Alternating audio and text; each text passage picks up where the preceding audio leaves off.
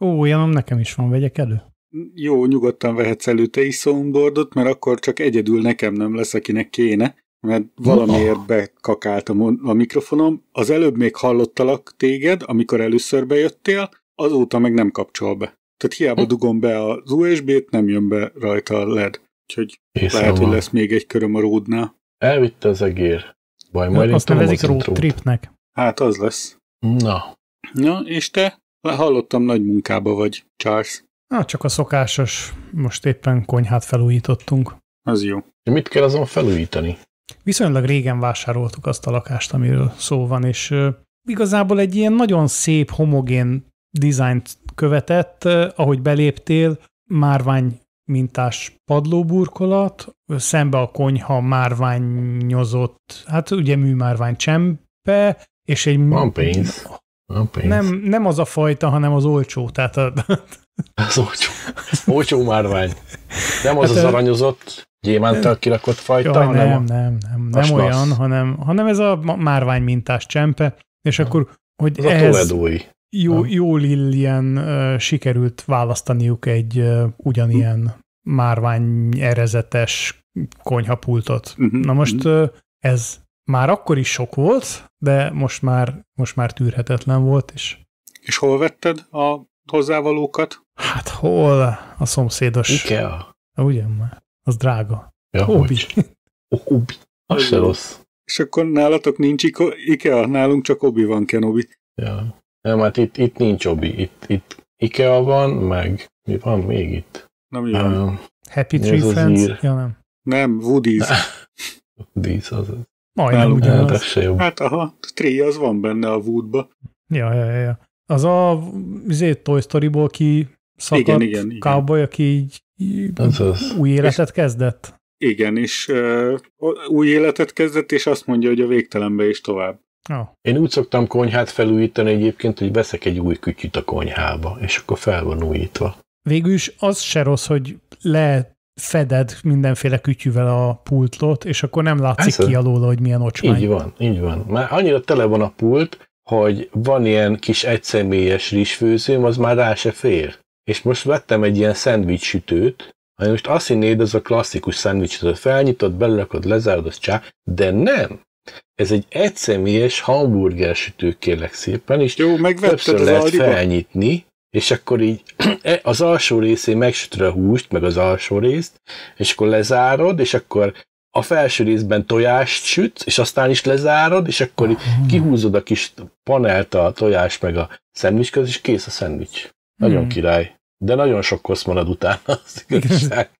Ez az a fajta eszköz, amit lényegesen nehezebb takarítani, mint reprodukálni az eredményt. Igen. Mindig attól félek, hogy szétesik egyébként az egész. Ja, olyan jól összerakott darab. Aha, igen.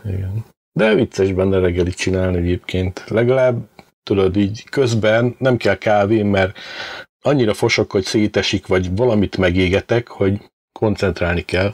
És akkor miközben megcsinálom a kis szendvicsemet, addigra felébredek. Úgyhogy tök jó. Na, én meg elmesélek neked egy sztorit, Charles, mert Laca már ezt hallotta. Na, már megint dicsekszik. Nem hiszem el ezt a csávót. Hogy ugye nálunk... Hát, akinek van, kine. Ja. Hát igen. Hát muszáj, lehet legalább neked, de hogy dicsekedjek már, mert mindenki másnak elmondtam, tudod, ez a Kón elmegy a paphoz, és mondja, hogy gyontass meg, atyám, mert vétkeztem, mert lefeküdtem egy 20 éves lánnyal. De hát te zsidó vagy, miért nem a rabbihoz mégy ezzel? Ja, mindenkinek elmondom. Nálam már voltunk. Aha. Na és akkor az volt, hogy ugye elromlott az asszony tévéje, kiderült, hogy mármint hogy az LCD-jével van gond, azt nem éri meg javítani, meg cserélni, meg semmit, mert túl drága az alkatrész. Ugye múlt héten feladtam a mindenki küzdelmet. Mindenki tudja, hogy a CD ez a múlté. Így van. Ja. Igen. És az akkor az még jó belőle. Ott van a homlokomon, igen. Az el nagyba. És akkor elvittem a DID Elektrikálnak, van egy ilyen nagy kukája, amibe bele lehet rakni az ilyen, ezért nem jó dolgokat. És hát ugye szétszedtem, kivettem belőle az alaplapot, meg a T-comboardot, mert azok gyakorlatilag egy ilyen 20x20-as panel, az még bármikor jó lehet, de a többit maradékot azt ugye elvittem a kukába. És ahogy beleraktam a kukába, így belenéztem, és ott volt egy PC ház. Hát mondom, jó, hát egy PC ház, ugye ez nem kerül sokba, meg minden, de azért belenézek már, hogy mi van ott. Már a feleségem már elkezdett lebújni, hogy tudod, nem, ez így nem jó, de hát megfordítottam magam felé, nézem, ebbe van videokártya, akkor én ezt szerintem el is viszem. Na jó, nézzük, mi van ráírva. Nézem, GeForce RTX. Na mondom, akkor ez jön. Hopp, te most velem jössz? Hoppá! Úgyhogy ezért ülök be a kocsiba, tudod, leraktam a tévét, viszem magammal a hónom alatt egy kukából kiszedett PC-vel, PC-házzal, a feleségem már egy bújik el, hogy ő nem velem van, meg mit tudom én, beraktam, azt elhoztam haza, megnéztem, és ugye a címkéről kibogaráztam, hogy az volt ráírva, hogy 3070. Mondom, az úgy komoly, hát az... Ilyet lehet ráírni, de a kérdés, hogy benne is az van-e. Hazahoztam, és elindítottam, elkezdett csípolni, hogy melege van, meg zörgött a ventilátor, meg ilyenek. Hát, ugye kiszedtem a videokártyát, nagy AMD proci hűtő rajtad, ilyen hatalmas akármi, azt is kifeszegettem a eszéből, össze volt kötve a hővezető paszta, meg a processzor, meg a hűtő, de ilyen nagyon kiszáradva porszárazra. A 3070-nek az egyik ventilátora az egy az egybe, így ugye lefelé van a kártya, a ventilátor lefelé volt, és így kiugrott lefelé. Tehát így ugye alul van a táp, és akkor annak a tetejét karistolta, meg zörgött, meg csattogott, meg minden. Na, szétszedtem, ugye megtakarítottam, kicseréltem a ventilátort, felpasztáztam ugye letisztítottam a régi pasztát, kapott új pasztát, összeraktam minden. Hát pofátlanság, mert nem volt benne SSD, úgyhogy kénytelen voltam a régi gépemből átrakni az NVMe SSD-met.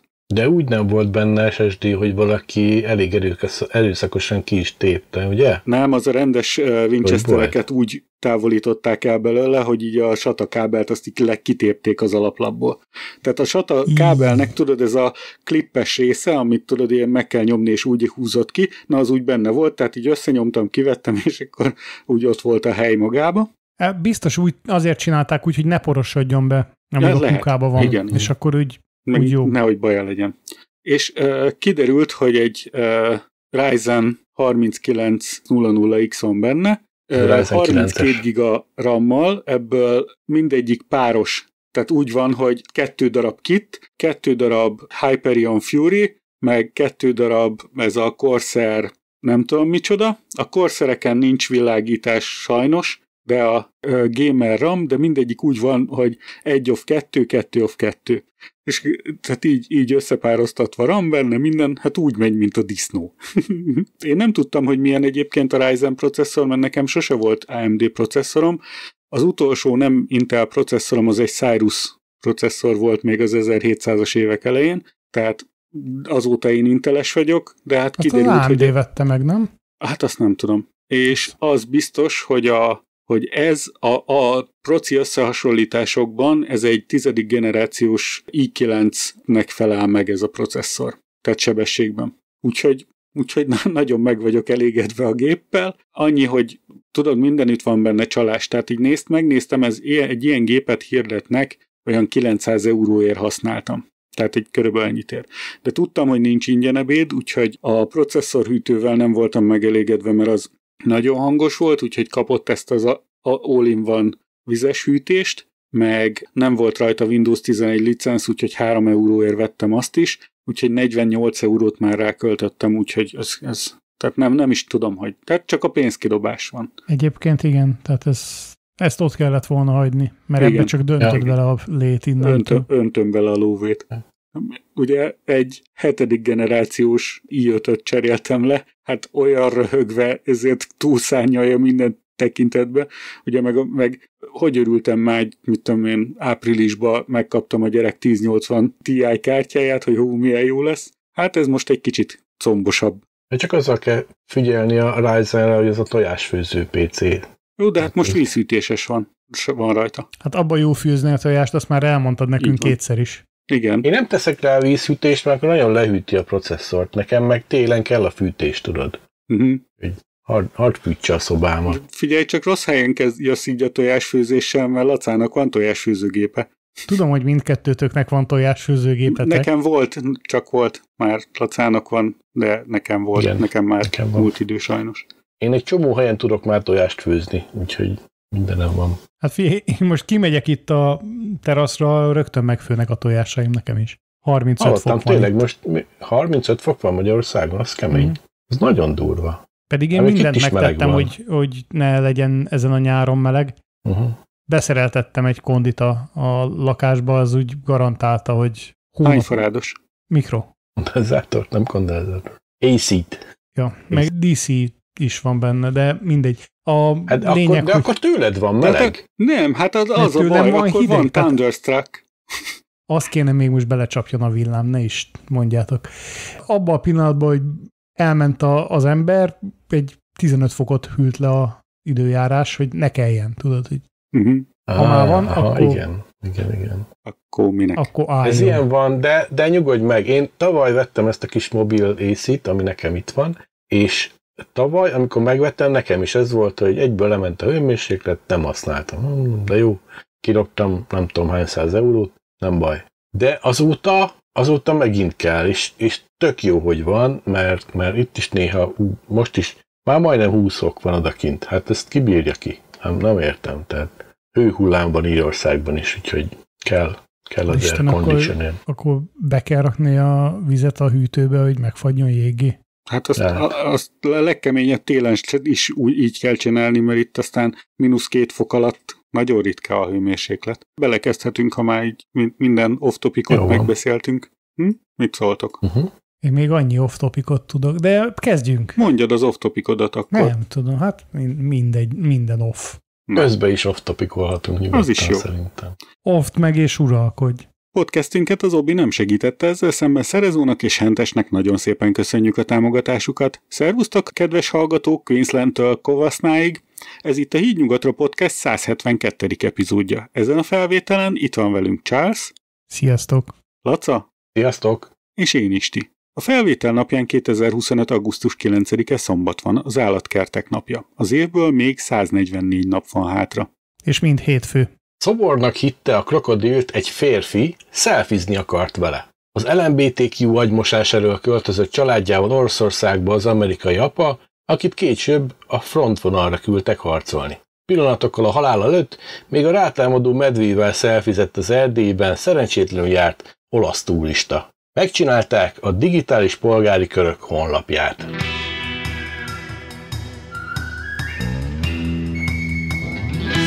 Mi ez a nagy selfie-ürület? Kicsit régebbi híreket szedtem össze, de ez olyan tematikusan úgy egybe függöttek, hogy muszáj volt őket így idehozni. Izgalmas lesz. Emberek hülyék, de komolyan. Nem? De... Ugye ez még májusban történt. Az első, hogy a Fülöp-szigeteki vizes élőhely parkban egy selfit akart készíteni a csávó ő által a szobornak nézett aligátorral, ezért átment egy drótkerítésen, meg egy rendes ilyen betonkerítésen is, és oda ment szelfizni, aztán az utolsó pillanatban, amikor a krokodil így elkapta a lábát, akkor rájött, hogy tulajdonképpen az nem is bronz krokodil, és hát valami fél órán keresztül szorította a lábát a krokodil, amire hát a gondozó ilyen seprűvel, meg botokkal, meg ilyenekkel tudta hát a saját életét kockáztatva elzavarni a krokodilt vissza a helyére, és hát ugye a csávul megúszta, úgyhogy ez egy ilyen happy end-el zárult dolog. Van videó is róla, úristen. Van a hírben van videó. És szépen össze is varták. De krokodil csak játszott vele, hát ha ez tényleg meg akarta volna enni, akkor beviszi a izében, ha. Ja, akkor már nem valószínűleg nem volt neki ott mocsár, amiben behúzza. Tehát inkább egy ilyen betonteknőt képzelek mellé, ami... Volt. Hát egy ilyen betonteknőbe volt, de hát hogyha oda behúzza, akkor, és ezért lenyomja a víz alá, akkor... Hát azért megküzdött érte, tehát hogy kerítésmászás, meg mindegy, ezért nem tudom, tehát mi fut ilyenkor át az agyukban? De ez olyan buta, hát ha elkapja a lábad a krokodil, akkor mit kell csinálni? Ki kell nyomni a szemét. Nyomod a szemét, azt elenged. Nem kell oda menni a krokodilhoz. Ja, hát, de ha már elkapta a lábad, ha már voltál olyan hülye. De még rendesen megfordul úgy, ahogy szokott, tehát... Aha. Hát na. Hát ez nem halálpörgés, csak játszik vele. Jelezte, hogy ez így nem jó neki, hogy ott van. És a család, amelyik nehogy a vókok tönkretegyék a lányaik életét, és fiúkká műtsék őket, és legyen, ezért elmentek Oroszországba. Aztán közölték vele, hogy jó, akkor be kéne vonulni, de majd te ilyen rádiós leszel, vagy ilyen social médiás csávó, aki majd jó. Igen, ezt egy hét kiképzés után már küldték is a frontra lőni. Ja. Istenem, hogy mennyire...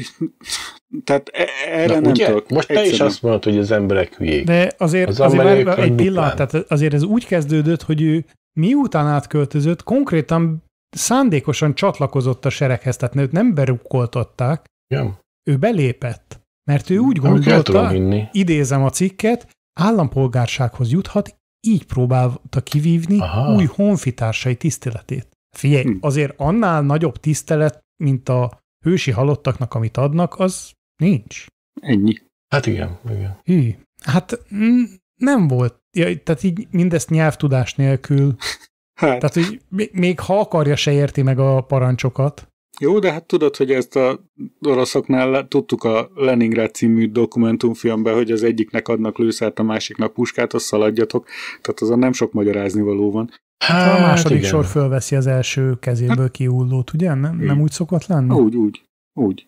Ez kicsit olyan laposföldes sztori, mert itt azt írja a cikk, hogy egy évtizedek óta az országban élő amerikai blogger Tim Kirby felhívására érkeztek, ki a Twitteren, vagy X-en hirdette az igét. Hát ez is olyan, hogyha nem tájékozódsz rendes forrásból, ha nincsenek rendes információd arról, hogy mi is folyik a világban, mi is folyik Oroszországban, akkor simán bedőlhetsz annak, hogy igen, a liberális nemi normák, azok mennyire elfajzottak, és majd Oroszország téged megvéd. Hát persze, csak ez nem így van. Ez egy ilyen viszonylag régi átok, hogy védjen meg téged Oroszország. Tehát.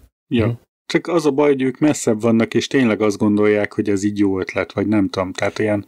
Szerintem ez egy ilyen média, tehát mindig média túlfújás, tehát nem hiszem, hogy ne lennének hülyék minden pontján a világnak, akik bedőlnek különböző másokkal. Biztos vannak. Tehát de éppen ezért mondom én, hogy minden dolgot meg lehet úszni azzal, hogyha megfelelő edukálás van.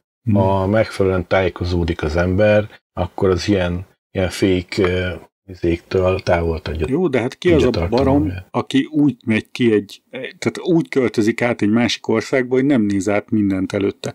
Én, amikor felmerült, hogy Írországba költözök, már mielőtt a itteni Facebook csoportra egyáltalán tudósító vagy heggesztő? Én is. Tudósítós. Heggesztésről szoktam tudósítani. Na, hát azért. Ja. Tehát, akkor téged nem vezettek annyira meg. Engem nem. Engem az Isti vezetett meg. Úgyhogy én bíztam benne. Azóta vezetsz? Azóta nem. Itt vagyok. Nem, ő nem vezet. Félre vezet.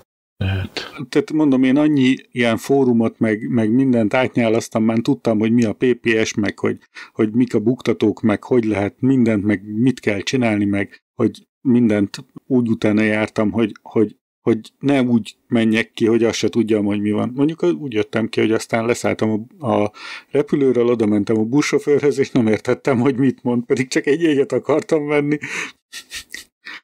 De hát ez meg az akcentus. Nem, sajnos, ha nem beszélsz lengyelül, nem beszélsz lengyelül.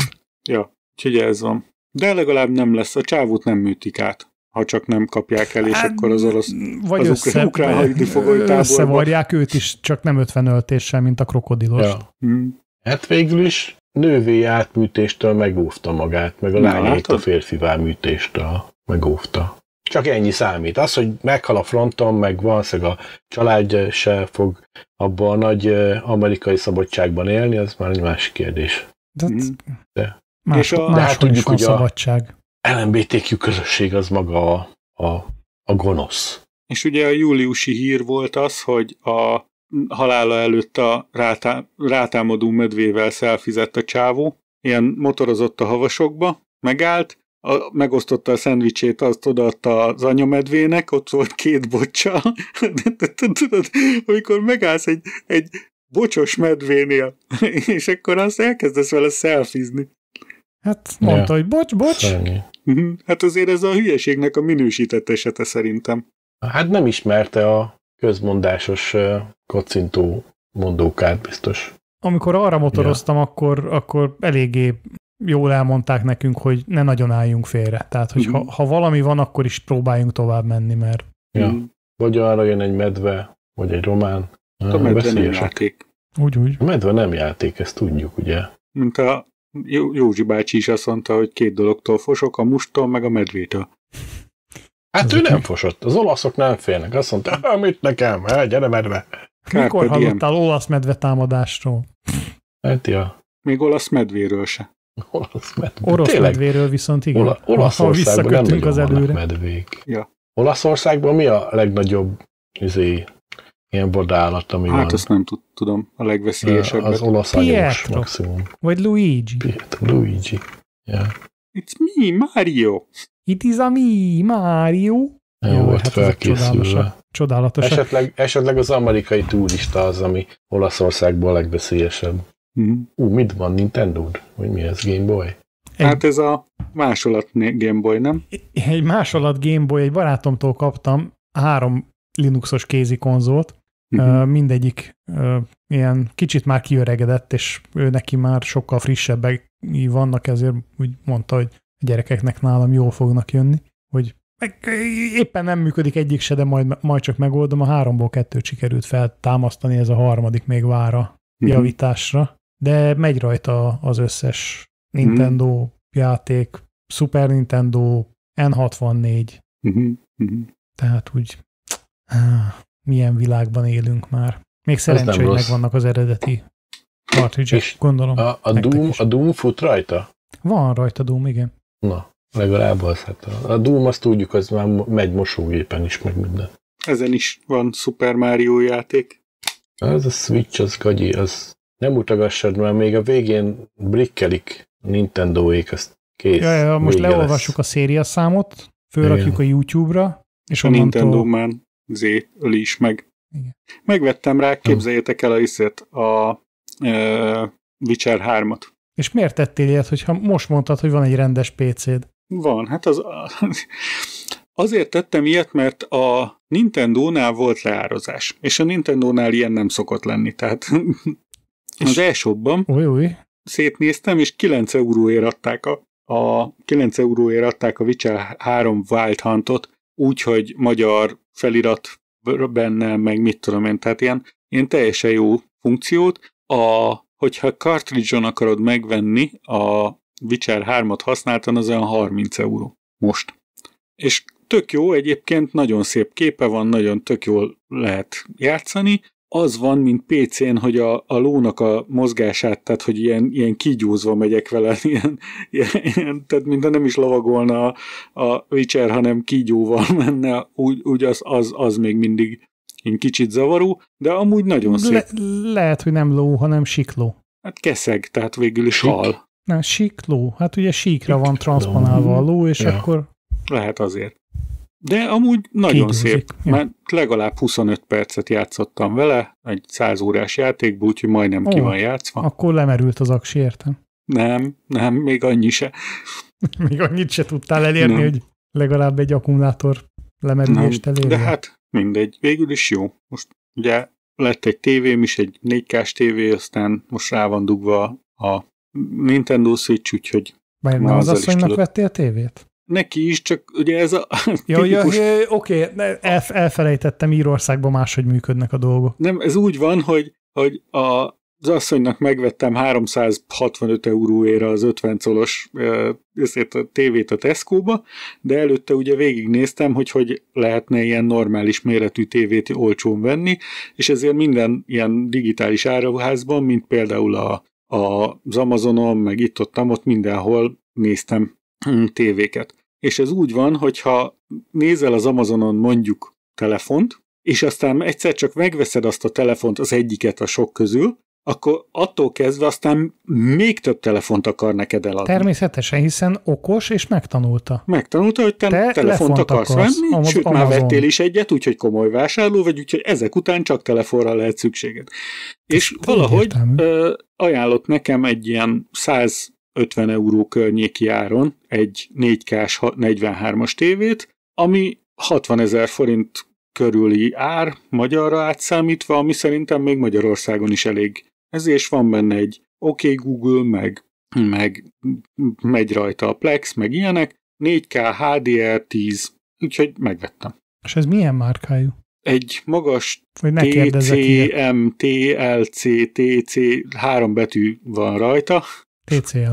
Az, 2 téve. Igen, tehát egy ilyen teljesen a brit piacra gyártott no-name androidos tévé. De figyelj, jobb a képe, mint egy 1080p-snek. Úgyhogy az, hogy a szoftver az egy nagyon lassú, tehát a processzora meg ilyenek azok nem jók, de azt, ami nekem kell, azt tudja. És viszont a 370-essel már meg is tudod, a 3070-essel már meg is tudod hajtani. Így van, érkezik a 4K-s HDMI 2-es kábel, amivel majd át lesz kötve rá 3070. Éreztem ezt, hogy kell valami helyet találni annak a gépnek, ami... Hát igen. Ja, de hát ez is megint a gépre költöttél még egy 60-ast. Na látod. Jön ez, összejön lassan. De nem, mert mondom, a Witcher 3-at játszom rajta többnyire. Internetezni tudsz rajta? Micsodát? Internetezni. Nem próbáltam, lehet már. Hát mert akkor megnézhetnéd a digitális polgári kör honlapot. Én szerintem abból a digitális körök honlap, az majd úgy lesz, azt azért hoztam be. Azt is meg akarod szerezni a domént, mi? Mint a hundu.hu-t, hogy előbb-utóbb a hídnyugatrára fog mutatni. Ezért hoztam be, hogy előbb-utóbb jól jegyezzétek meg, fiatalok, 3 év múlva bejegyzem a domént magunknak. Hát 2030-ban jár le akkor a domén vásárlása. Most így hirtelen felindulásban meg is néztem a Whois rekordját. A Rekhoston regisztrálták a domént, és szerintetek kb. Mennyit költhettek egyébként magára a szoftverre, a honlap programozásra? Én biztosan tudom, hogy mennyit ér, azt nem tudom, mennyit költöttek rá. Mennyit számláztak, vagy mennyit költöttek? Hát mennyit költöttek? Hát szerintem egy ingyenes mennyibe került nekünk? Egy ingyenes WordPress plugint gondolom felraktak. WordPress. Ez kérlek szépen egy vacak, ingyenes WordPress. Még csak azt sem mondhatnám, hogy customizálva van, vagy valami. Hogy customizálva van, mert nincsen. Ez csak egy teljesen sima. WordPress, fönn van rajta még egy 2 ilyen form plugin. Jézusom, ezeket a fényképeket. Komolyan, nem lehetne, hogy egy rendes zakót vegyenek ennek az úriembernek, akit elnöknek hívunk? Tehát valami olyat, meg azt észrevettétek, hogy igazából senki nem tudja Magyarországon megkötni a nyakkendőjét. Mindegyiknek ilyen félre van csúszva a nyakkendője. Mondjuk most itt a képeken viszonylag jó, 2 emberen van nyakkendő összesen, de bármikor látom a miniszterelnököt, és így félre van csúszva a nyakkendője, szörnyű. Gyönyörűek. Az übergagyi ez a honlap. Ennél bárki, aki kicsit ért a webfejlesztéshez jobbat csinál, és még nem is kellene rá milliókat áldozni, de tuti biztos, hogy erre ilyen milliókat költöttek már megint el. Hát csak a fotózásra. Nézd meg a nagy részüket, azt elvitték egy körre valami kertbe. Ugyanabban a parkban fotózták őket, mint kivéve néhányukat. De azért filtert azért raktak még Orbánra. Muszáj volt, nem is de az neki egy régi képe. Az egy hivatalos képe, igen. Mert hogyha megnézed, van a parkban is egy képe az utolsó, tehát ott egy jó 20-assal több már, és a kopott farmer, szétálló zakó. Döbrögi zakó, aha. Na, az egyes számú digitális polgári kör. Ezeket az arcokat így végig lehet nézni, és lehet tudni, hogy ki az, akit nem szabad megközelíteni. Jövőre ezeket az embereket messziről kerülni kell. Mondjuk ők is kerülni fogják Magyarországot, tehát nincs gond ezzel. Hát már megint leléptek ugye a család. De néztétek, hogy még milyen körök vannak? Ja, ezt hallottam, hogy itt fönn vannak egy ellenzéki kör is. Van gazdálkodj okosan kör. Gazdálkodj okosan kör. Külhoni magyarok kör. Na hát azok nyilván pont ebbe fognak belelépni. Háború ellenes, drog ellenes, migráció ellenes, Zebrakör. Gyermekvédelmi. Bántalmazott nők.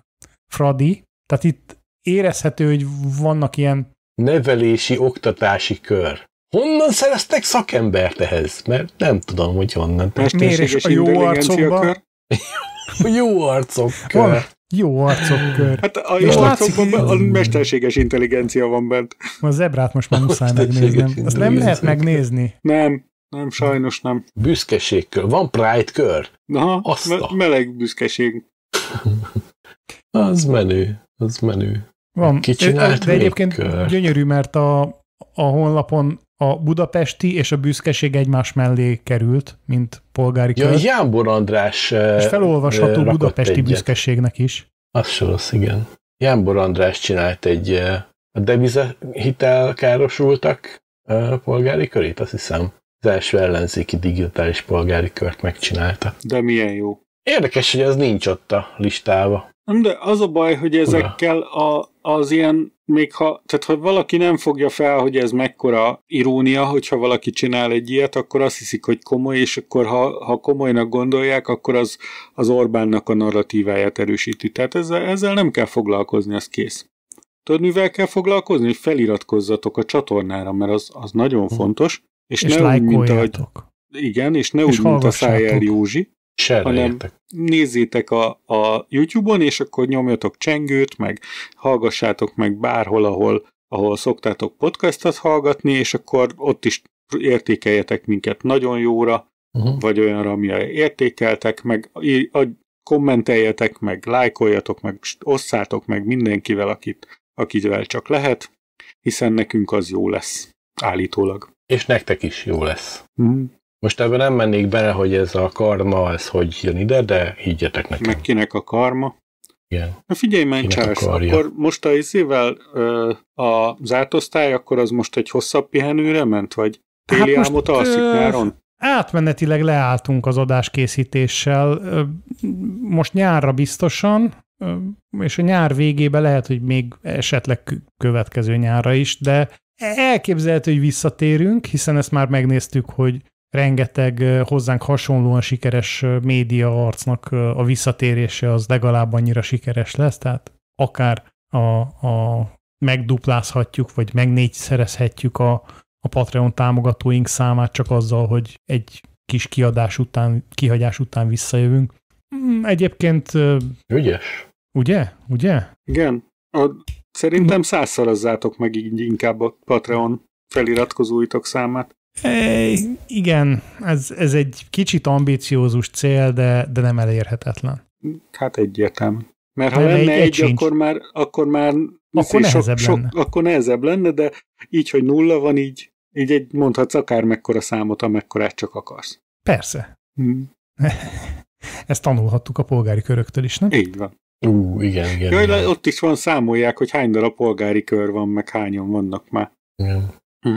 Hát kitűzte a miniszterelnök úr, hogy volt, hogy 10 000 vannak, aztán 20 000, most már 50 000 vannak, meg nem tudom, lassan 2, 3, 4, 5 millióan lesznek. Nem tudom honnan, de biztos lesznek annyian. Az ilyen filipinó, meg észak-koreai lájkolók, azok drágák egyébként. Hát ezért kell Indiába vásárolni, mert ott viszonylag olcsó egy ilyen like feliratkozó. Az indiaiak már többen vannak, mint a kínaiak. Durva. Na, de térjünk egy kicsit más témára. Ugye a bevezető tematikája ugye a Darwin-díj körül forgott, és nem tudom, emlékeztek-e még, hogy mi az a Darwin-díj? Hát hogyne, én követem. Persze. Csak az újakat nem, mert hogy mert már nincsen. Mert hogy 2022-ben sajnos a hölgy, aki drive-olta ezt a Darwin Awards díjat, így 2022 után abba hagyta ezt a áldásos tevékenységét, úgyhogy azóta hivatalosan nem adtak ki újat. Ezt nagyon-nagyon sajnáljuk, de végül is a 2022-ig bezárólag vissza lehet nézni a honlapon, hogy mi is történt, és hát ugye elég szép dolgok vannak benne, csak az íze kedvéért ugye volt egy 75 éves ember, aki ugye a Vulcano Nemzeti Parkban ugye közelében lakott, és hát elment a hegyekbe túrázni, és akkor hát megtalálták a lávában, mint késői pompeistát, tehát, hogy kipróbálta az ilyet, hát... Beleolvadt a lávába. Így van. Átfolyt rajta a lába, vagy hogy volt menő?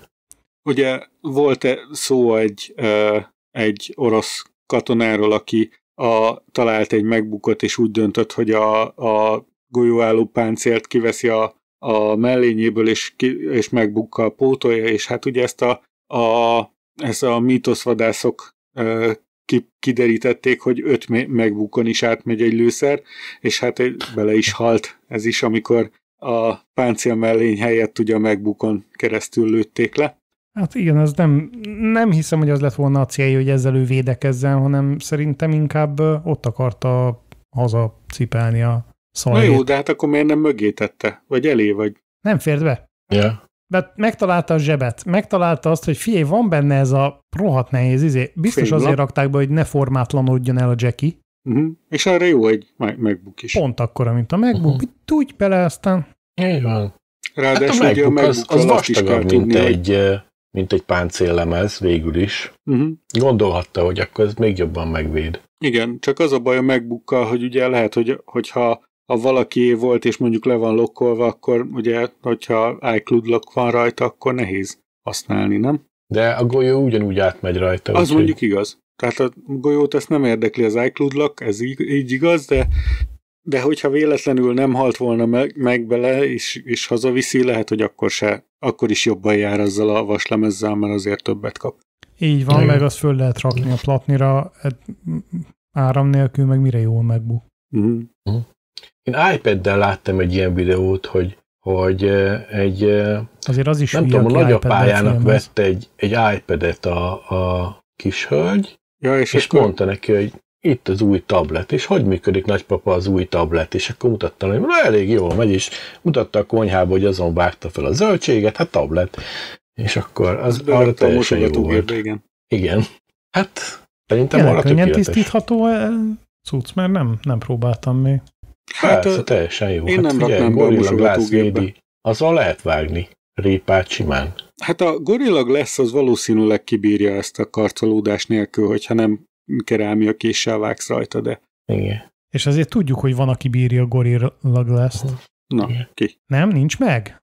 Már hát nincsen a hírek között, de nemrégiben az Apple az új gyárnyitásán meghívta Trumpot, akinek egy arany és üvegből készített trófeát adott át, amiben, ha jól emlékszem, egy Apple logó volt belegravírozva, egy hatalmas kerek, nem is tudom melyik a Gorilla Glass-nak a legújabb verziója, abba rakták bele, és ilyen arany talpazatra rakták, amit, ha jól emlékszem, minden ilyen nagyon-nagyon patrióta volt az átadásnál, vajon miért, és hogy valami leszerelt Apple-nél dolgozó katona tervezte számára ezt a talapzatot.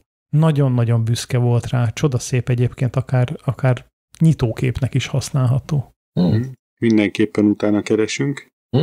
Apple CEO gives Trump black with the 24K gold base. Ja, ez csak egy ilyen talapzat. Aha. Igen, mert fölötte egy legalább ugyanannyiba kerülő egy darabból öntött, vagy készített óriási Gorilla Glass van. Ja, ez maga az üvegből egy ilyen kis kör alakú, és bele van vágva az Apple logó. Szép. Meg valami gravírozó is van benne, valami szöveg, és akkor még van egy arany ilyen talapzat hozzá. Nem tudom, ez ilyen rongyrázás. Mondjuk persze ajándéknak jó az egy amerikai elnöknek. Ezért azt, hogyha ha őt lefizeted, akkor jó vagy. Ja, igen. Ha nem kell 25%-os vámot fizetni, akkor menő vagy. Jézusom, Csávó belerakja az alapzatba ezt a üvegizét, és így remeg a keze. Az se fiatal már, ez a Tim Cook? Igen. Oké. Berakom. Na hát almavágáshoz akkor már van egy kifejezetten igen, jó. Nekem van ilyen gyümölcshámozó lapom üvegből rá van írva egy peel on it, szóval az is üvegből van. Nem maradnak meg rajta a baktériumok, meg ilyenek, úgyhogy de erre nem az van ráírva, hogy pill, hanem hogy Apple. Apple. Igen. Az epilálás. Epilálás, azaz. Hát igen, de hát mindig tudjuk, hogy Apple szerzett jószág, Apple vészel. Ja, Apple vészel. Na, szóval akkor a Darwin-díjról ennyi, menjünk érdekesebb dolgokra. Néztetek sorozatokat mostanában? Hát Igen, néztem egy gyönyörű kósit.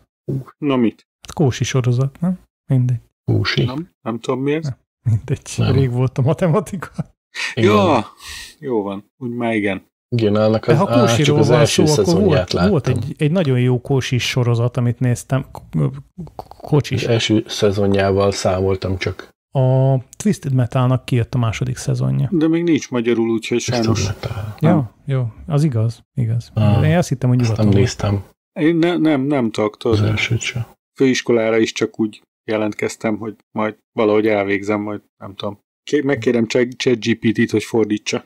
Most már egyébként tegnap előtt jött ki a GPT-5? Aha, pénteken. Pénteken. Most már azért, akkor tegnap.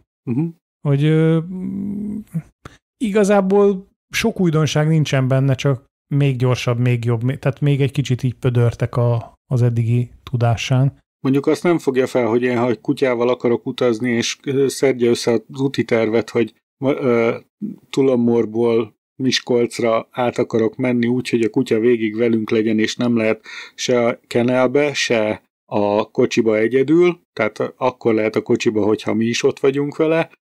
Ezt így neki nem sikerült értelmezni, meg azt, hogy a Franciaországban nem akarok 7 órát autózni, mert az nagyon drága és unalmas, és nem jó hely, és ezért oda tervezett egy 7,5-8 órás utat azon keresztül, de tehát így... Próbáld meg az újjal, lehet, hogy... Azzal, az 5-össel, meg a Deep Research-el. Igen. Ó.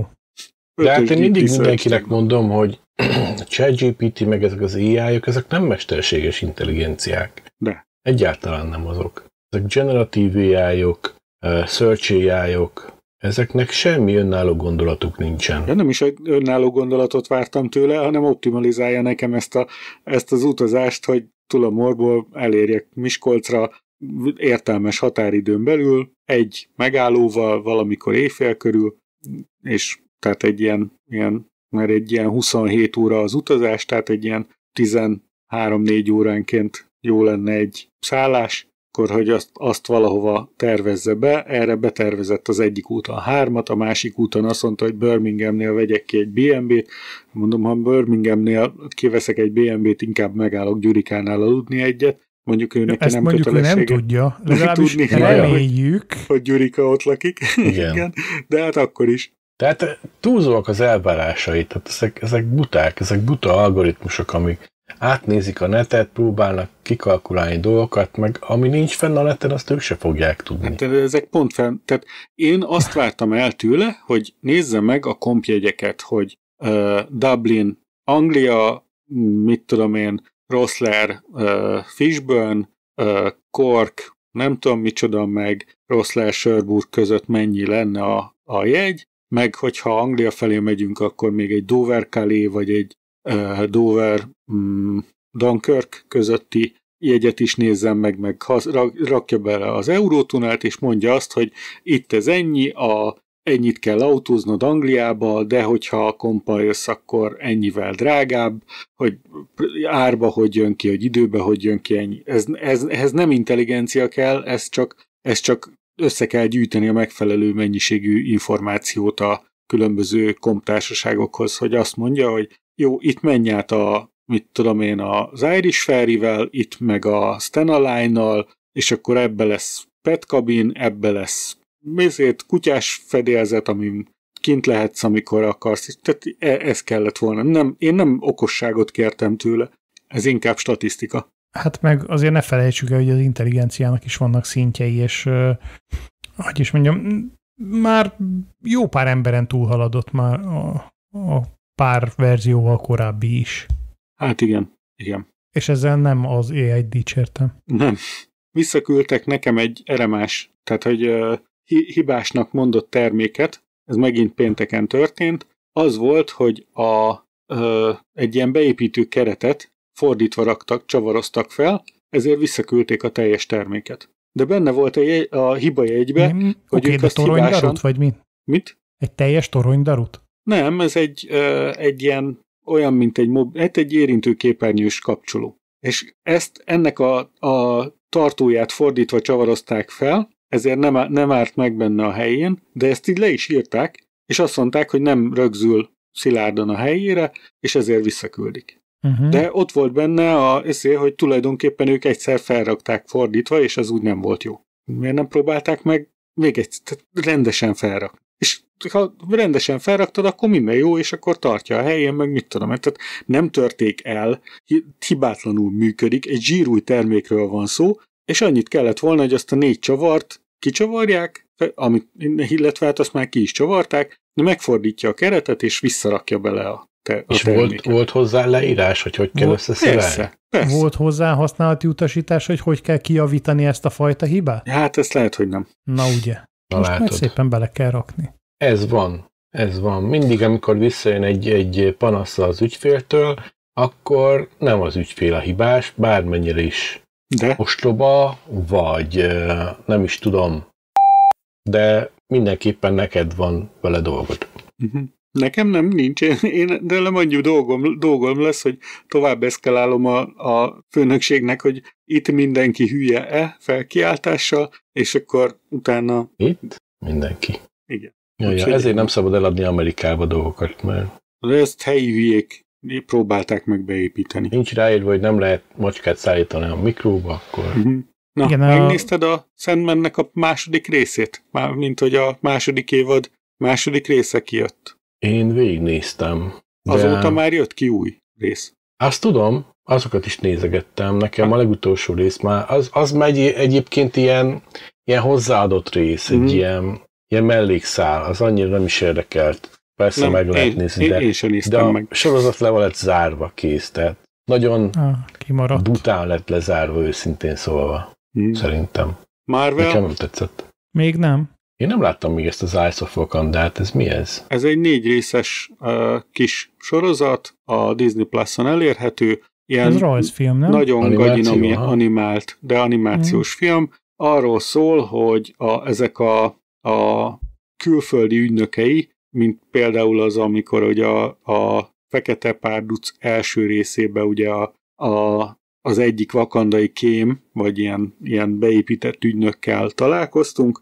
Na, ugyanilyen ügynökök, csak ugye régre visszanyúlnak, ilyen Spártátakorban, meg tehát a görögöknél, meg mit tudom én, ilyen Krisztus környéki ilyen részekben. Egy 4 darab, hát elég jó rész, kicsit elég izgalmas, nagyon-nagyon gagyi az animációja. Tehát ez a baj vele, hogy ilyen gagyi? Nagyon... Hát ilyen nagyon elnagyolt, ilyen nagyon nem olyan jól kidolgozott, nem realisztikus, nem. Ez és amúgy a sztorival nincs baj, mert elég izgalmas, meg olyan... Ez nem gagyi animáció. Ez az animáció nem, hogy is mondják ezt, tehát... Ilyen kézműves hatású. Ez ugyanúgy, mint a Pókember animációs az művészi volt, ez meg csak... Hát ez is inkább arra megy rá, hogy az érzelmekre appelláljon, ne legyen teljesen élethű az egész. Én bírom az ilyen animációkat egyébként. Gyorsan valami olcsót. Igen, ja, nem szabad azt mondani, hogy animáció gagyi. Hát ott volt a Netflixen ugye az a sorozat, a Love, Death and Robots. Nem? Az se rossz. A Love, Death and Robots-ban abban is különféle stílusú animációk jelennek meg. Van, amelyik élethű, van, amelyik sokkal ilyen stilizáltabb, művészibb. Nekem mindegyik tetszett, mert mindegyik kifejező volt. Az a lényege, hogy fejezze ki azt, amit az animáció mutatni akar. Szóval nekem tetszik ez is. Legalábbis amit a trailerből látok, de nekem nincsen Disney Plus-om, úgyhogy majd kölcsönzőből. Kölcsönzőből kell ezt kivenni sajnos. Jaj, múltkor jártam egy kölcsönzőbe, és vettem ki VHS-en egy Megán 2-t. Az meg volt? Van még olyan kölcsönző, amivel lehet kivenni VHS-en? Persze, hogyne, a Megán 2-t. www. Blockbuster videótéka.com-on. Hogy ez nem mostanában volt? De ez mostanában volt. A Megane 2 az 90-es évek. Nem, a Megane 2 az nem a nem a Renault Megane 2 szerelési útmutatóját, pedig gondolkoztam, hogy nem lenne rossz. Az lehet, hogy jobb lenne, igen. Megane 2-nek láttam a trailerét, állítólag jobb, mint az nem annyira inkább Ler. Ja, Ler. Ja. Megdöbbentő volt, én bármennyi, vessetek meg, de nekem tetszett. Na, az jó. Kicsit olyan volt, mint az első is tetszett. Az elsőt azt nem néztem meg igazából, mert annyira nem volt jó. A trélereknél nekem az arc az nem jött be, de teljesen jól pörgős, egyébként egészen jól odafigyelve a jelenlegi AI vonulatokra, majd, hogy nem így egy korszerű filmet sikerült összerakni. Na, az jó hangzik. Én még nem láttam, de én az előző részt is láttam, és szerintem meg fogom majd nézni ezt is. Ja, én is tervezem. Oké, sorozatoknál maradva Wednesday, Netflix, második évad. De még az nem jött ki, vagy? Most megy. Most megy. A második évad, a harmadik évadnak kell kijönnie. Második az már... Miről beszélsz? Nem? Vagy 2 volt, az is vágva? Szerintem 2 volt vágva, de most... Hát az első évad volt, amikor... ránézek, hogy most... Az a sima, amikor az iskolában voltak. Aztán a második évad volt, amikor ez a második évad. Most megy a második. Most jött ki a második évad. Ez a második évadja a Wednesday-nek. Igen? 1 évad ment le, igen. 2 évadja van összesen. El vagytok tévedve. Hát igazából én nekem nem. Az első évadban is csak 8 epizód volt. 2 részletbe jött ki, ugye 4 részt adtak le először, aztán 4 évad utána. Most is így van, 4 rész van kint. Na azt mondanám, hogy hozza a vibe-ot egyébként. Elég jól. Jenna Ortega, aha, nagyon. Azóta pár dolgot meg lehetett tudni a főszereplőről, így magánéletileg. És hát, én azt mondom, hogy emberileg is letesz az asztalra, színészileg is szerintem nagyon jól játszik. Vannak neki más filmje is, tehát én azt nem mondanám, hogy ilyen egyszerepes színésznőcske.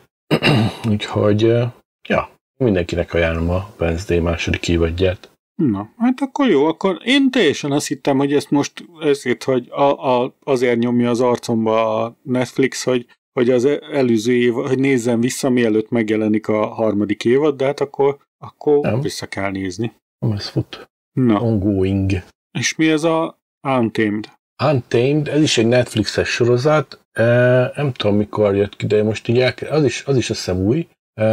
Elkezdtem nézni, hát ez a Yosemite Parkban játszódik, különös gyilkosságot derít fel egy ügynök, egy ilyen ranger ügynök, ki ott dolgozik a parkban. Elég drámai a sorozat, a figurának is van elég... Maci, Laci meg Bubu? Van, de nem tehát csak ha ranger ott van Yosemite-be, akkor...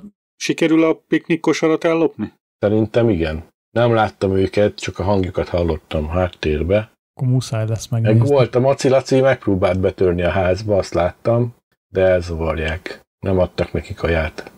Motorra de a csávó ilyen indián vér, tehát így mutatják a földön, hogy itt három farkas volt, lehet, hogy 4, és akkor így össze-vissza van túlva az egész, csak nézni, tököm az. Oké, elhiszem neked. Szóval nagy indián a csávó. Hát dráma, kiderülnek dolgok az életéről, hogy miért ilyen búval a csávó. De jó sorozat, én azt mondom, hogy érdemes mondjuk nézni. A csávó itt a képen a Rotten Tomatoes-on úgy néz ki, mintha egy öreg Pedro Pascal lenne. Öreg Pedro Pascal. Szerintem ez Eric Banának egy nagy dicséret lehet. Eric Bana a főszereplő. Kylie Turner-t játsza. Hát, ő egy ismert név azért. Sam O'Neill is játszik benne. Vagy Sam Neill? Sam Neill, az O'Neill az a... Igen, Stargate. Ja, bocsánat, elnézést, az más. Nem baj. Szóval, Én megnéztem a Stargate Universe-t azért, mind a 2 évadját. Én meg elejétől a Stargate-et. Az a baj, hogy én azt már unom, tehát, hogy minden egyes rész úgy van, ja igen tudom, vége. De ez a jó benne. Ha Nekem mit tudom, én csinálsz kimaradt. valamit, programozol, vagy játszol valamit, én beszoktam rakni háttérbe, és nem kell néznem, mert tudom, mert már láttam, és tudom, hogy mi történik, és így megjelenik a fejembe tört. Most én nekem el kell telni annak a 5-6-8 évnek, hogy elfelejtsem a dolgokat, és akkor utána a meglepetés erejével hasonl rám a dolog, tehát így, hogy teljesen elfelejtsem. Az olyan, mint a biciklizés. Ha egyszer láttad, akkor már nem felejted el. Melyikben volt, hogy valamelyik ilyen vígjátékban volt, hogy és igen, el lehet felejteni biciklizni, a csávó meg össze volt törve. Az kemény. A Big Bang Theory-t is végignéztem most, és egy csomó viccen úgy röhögtem, mint a fakutya. Pedig, mert hogy teljesen kiesett, hogy ez ilyen mód benne. Ja. Hát vannak olyan sorozatok, amit az ember újra és újra néz. Tudjátok, melyik nem lesz az? Melyik? Már beszéltetek róla, Countdown. Hát, még van 2 rész, de nem vettem rá magam, hogy az utolsó 2-t megnézzem. Még nem jött ki, az utolsó része az még nem jött ki. Mármint, hogy a mostanáig, ami kijött, abból 2 részt nem néztem. Nem hagyták ki semmit, de még mindig van belőle. Vártam, hogy lesz benne valami, ami nem debil és imbecilis, de nem sikerült összehozni. Tehát az összes szakmai hibát meg lehetetlen, ezt is feltörjük, azt is feltörjük, és elkapjuk a rossz csávókat, de egyébként nem találjuk meg a saját felcímkézett tejünket a hűtőbe. Tehát nagyon-nagyon-nagyon fájdalmas az a sorozat, és ugye benne van az a fickó az Odaátból, igen. Odaátból, igen. Hát azt a szenvelgést, mint hogyha a saját sorozatait nézné. Nagyon rossz. Jaj. Ja, bocsánat, ez muszáj volt, az a baj, hogy nem akartam Discordba beírni. Igen, ha lenyomtál 10 évadot egy sorozatba, vagy nem is tudom, Odaát az a 12 évadas volt, azt hiszem, akkor olyan szinten beleragadt szerintem abba a szerepbe, hogy ha valami máshol kezdesz el játszani, akkor is ugyanazt hozod, szerintem. Szörnyű lehet egyébként. Hát olyat kell ráírni, mint ott van John Cena. Bármelyik izében ugyanazt játsza, de én szétrölgöm az agyam mindegyik karakterén. Ezében is, a Head of States-be is jó volt, ezért a Peacemaker-t végignéztem, szétrögtem rajta, úgy néz ki, hogy a Coyote vs. Acme is ugye, már forgalmazót kapott. Igen. Ja. És jön a Peacemaker-nek a következő szériája. A Peacemaker következő szériája jön augusztus-szeptemberben talán. Úgyhogy már azt is alig várom. Újráztam azt is. Széjjel röhögtem magamra. Nagyon jó.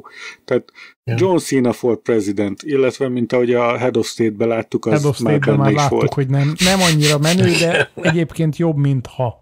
Jó. És a Lilo és Stitch újra ezért megnéztétek?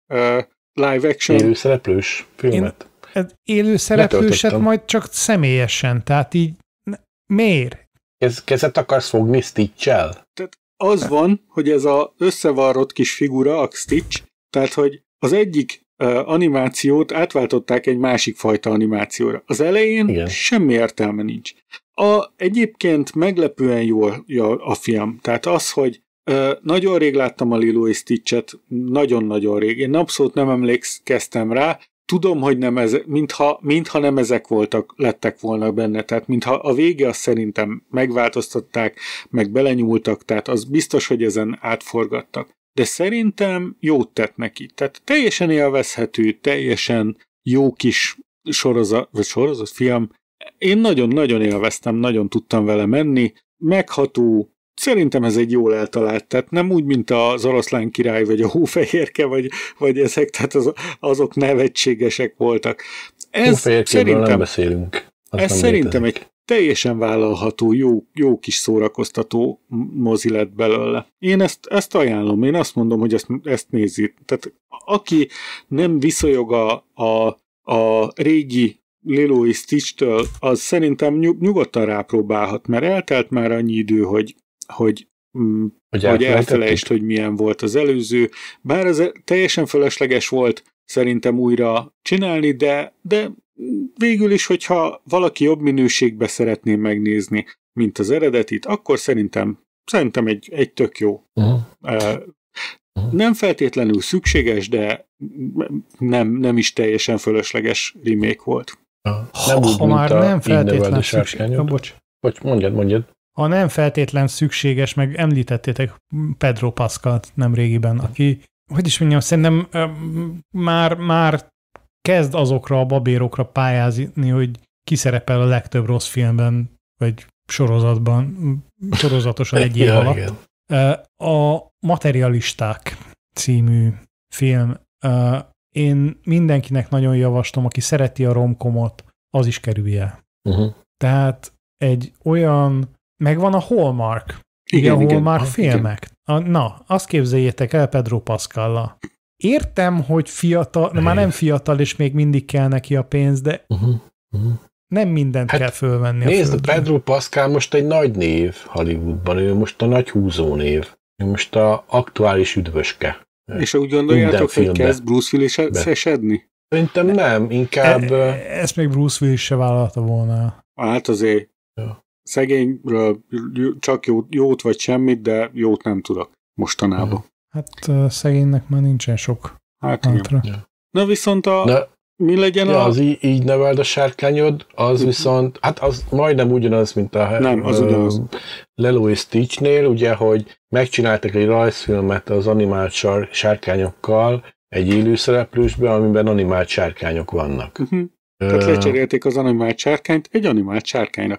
De annyira, hogy egyébként szinte szóról szóra ugyanaz a film. Tehát igazából jelenetről jelenetre ugyanaz a film. Tehát olyan dolgok vannak benne, ami tényleg, mondjuk gondolom azt, hogy nagyon jól működött a rajzfilmben. Itt volt egy-két dolog, ami szerintem nem működött olyan jól. Tehát ez az angolnás jelenet, meg ilyenek, ezek nem voltak olyan nagy durranások, meg nem úgy sikerült, ahogy én szerintem kellett volna. Viszont maga a főszereplő, az szerintem baromi jól játszott. Tehát nagyon közel volt az eredetihez. Ja, de egyébként maga a film nagyon, nagyon gáz lett szerintem. Én szerintem nem lett gáz. Hát nem lett jobb. Nem lett jobb, mint az nem eredeti. Lett jobb, hát ugyanaz, mint az eredeti. Az eredetiben egyébként... A végén én így feltettem magam a kérdést, hogy de miért? De miért kellett ezt megcsinálni? És szerintem a készítők is így voltak vele, hogy miért is csináltuk mi ezt? És akkor így válaszoltak maguk, hát because we can. Mert meg tudjuk csinálni. Mert pénzért, nem? Csinálnak.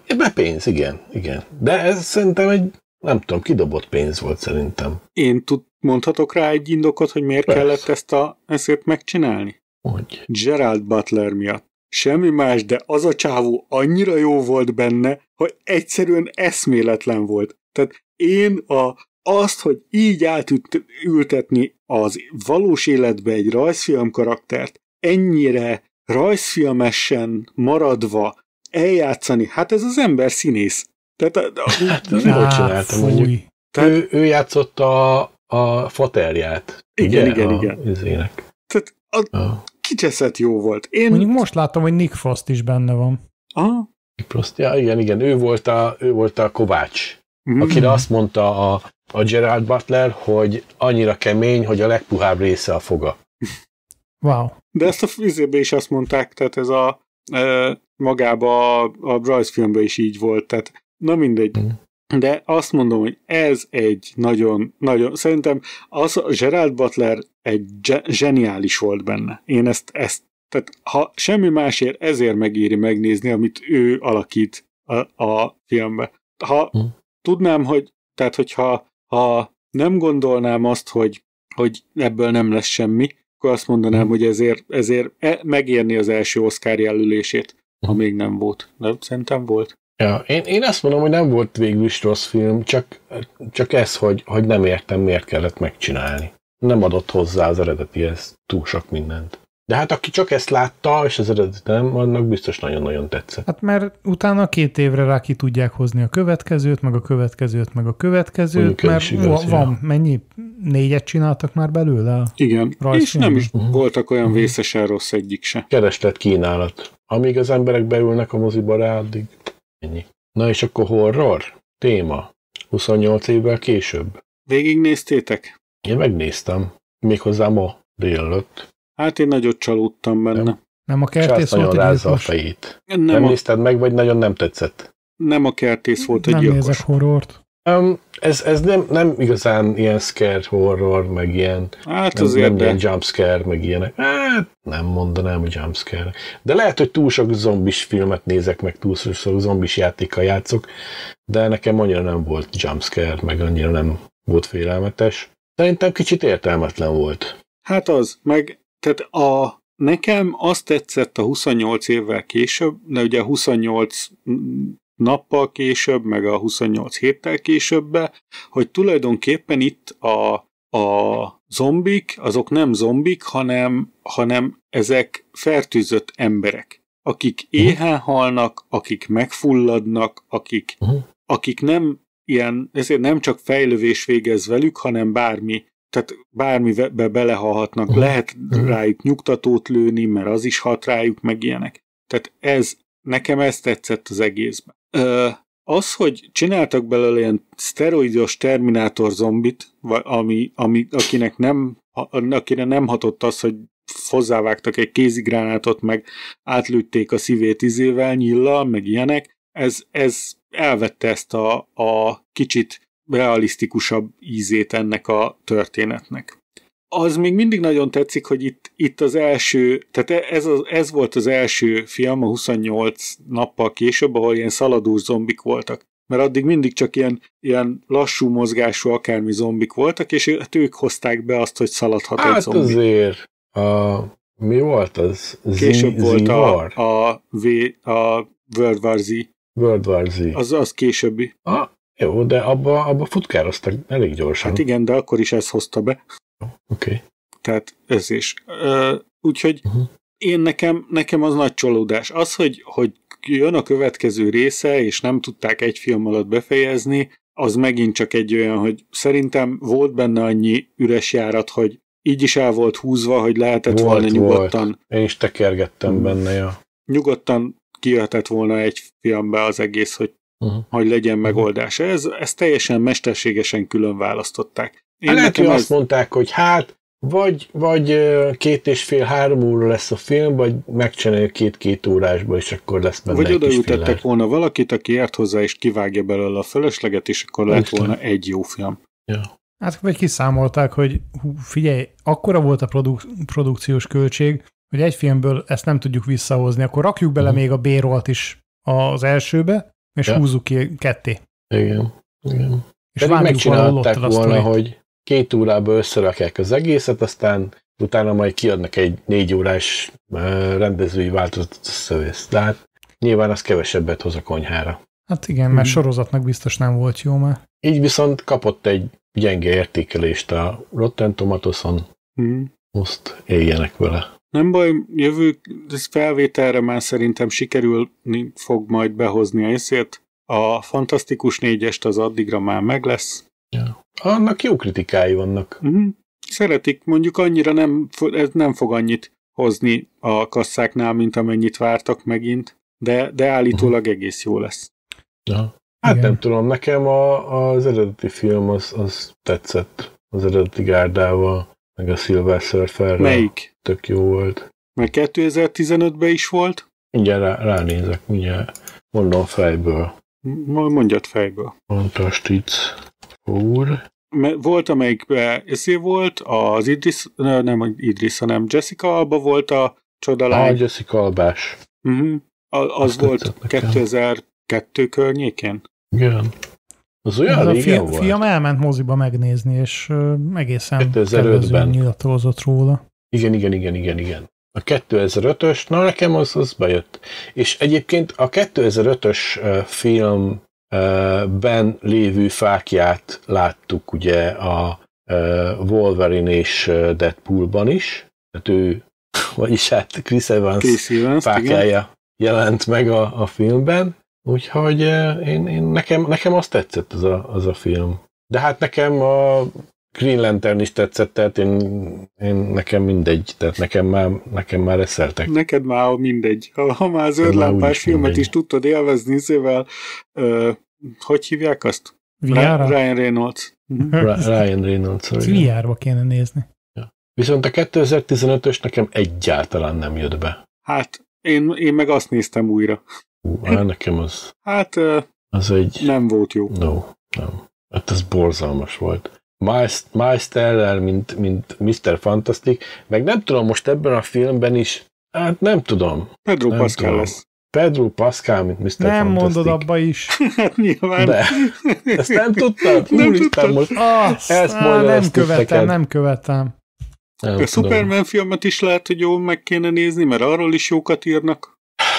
Attól is nagyon félek. Az is lerombol egy ikont, az a Superman filmben. Megint csak a fiam nézte meg, és ő eléggé szereti a klasszikusokat, mármint a klasszikus képregény verziókat, és mondta, hogy egészen szépen visszamentek a gyökerekhez, és egy sokkal szerethetőbb, emberibb Supermant raktak bele, mint az eredeti szériákba. Sokan mondják, de nem tudom. Na, hát én akkor is úgy vagyok vele, hogy nekem Henry Cavill a Superman. Henry Cavill ő volt a legjobb. És hát ő azt hiszem 3 filmben is szerepelt, vagy 4-ben is Supermanként. Hát csak ott azért nagyon rámentek a sérthetetlen, mindenkinél erősebb vonalra, ami... Meg a drámára. Meg a drámára, sötétre. Igen. A dráma mondjuk nem volt idegen soha a Superman filmektől, de az, hogy teljesen sérthetetlen, teljesen, persze kivéve, hogyha egy kis zöld kristályt vesznek ki a zsebükből a gonoszok. Beletolnak a személybe egy kis zöldet. De, vagy szív egy kis zöldet, akkor furcsa dolgok jönnek ki belőle. De... Ja, hát nyilván Superman nem sérthetetlen, de ezt meg is mutatták a filmben, tehát azért, hát meghalt, könyörgöm, tehát meghalt Henry Cavill Supermanként, tehát mennyire kell de már sérthetőnek lenni még. És harmadnapig se kellett várni. Elmúlt, de nem tudom. Ez az új Superman nekem olyan, mint tudod, a melyik filmben is valamelyik shopstopban volt ez a Jézus haver. Hát, oké, egy új, barátságosabb, újra feldolgozott Supermant kaptok. Hogy azért azt Henry Cavillt megnézném majd a Warhammer-es filmbe. Az is készül, nem? Rozsomákként is jó volt. Bár csak egy kockája volt, egy jelenete. Hát tényleg abba is belerakták. Na jó van. Majdnem elélvezett. Zárjuk le, szerintem. Jó van. Visszaraktak az osztályomra. Aztán visszamegyünk minden ketten, aha. Szóval... Hát köszönöm a meghívást. Ó, hát köszönjük, hogy kisegítettél minket, amikor Gyurika szabadságon van, így nem ér rá velünk felvenni. Már másodszor toltuk. Mert neki ez munka, hát érthető. Hát nem mondjuk csodálom. Igen. Ja. Annyi dolga van vele, hogy be kell ülni, szakérteni a dolgokba. Most is küldött egy képet a tengerpartról. Igen. De hát ez van. Vigyorogva. Meg még az van, hogy reméljük, hogy élvezted ezt az epizódot is, hiszen tudod, hogy a Híd Nyugatra Podcast az első a lapalján. Köszönjük a megtisztelő figyelmet, itt volt velünk Charles. Sziasztok! Laca. Sziasztok! És én István. Külön köszönet Hentesnek és Szerezónak a támogatásért. Ha gondoljátok, ti is lehettek a mi 7%-unk, és támogathattok minket egy kis apróval a patreon.com/hídnyugatra és a buymeacoffee.com/hídnyugatra címeken.